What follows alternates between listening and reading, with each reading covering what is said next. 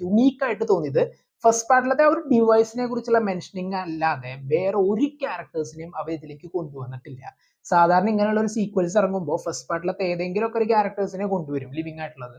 പക്ഷെ ഇതിൽ അവർ അതിനൊന്നും ശ്രമിക്കാതെ പ്യുവർ ആയിട്ട് പുതിയൊരു സ്റ്റോറി സെറ്റപ്പിലായിട്ടാണ് ഈ ഒരു കാലഘട്ടത്തിന് യോജിക്കുന്ന രീതിയിലുള്ള ഒരു സ്റ്റോറിയാണ് അവർ പ്രസന്റ് ചെയ്യാൻ ശ്രമിച്ചിട്ടുള്ളത്. അത് വളരെ യുണീക്ക് ആയിട്ട് തന്നെ തോന്നി.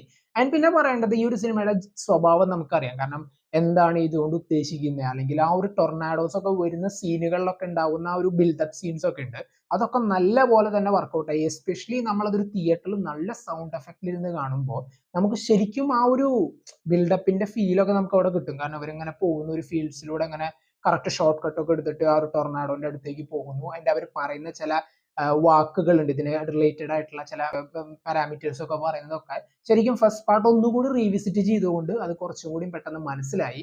കാരണം എന്റെ ഓർമ്മയിൽ ശരിക്കും ഈ സിനിമയെ കുറിച്ച് ഞാൻ ആദ്യമായിട്ട് കേൾക്കുന്നത് ഞാൻ 5ാം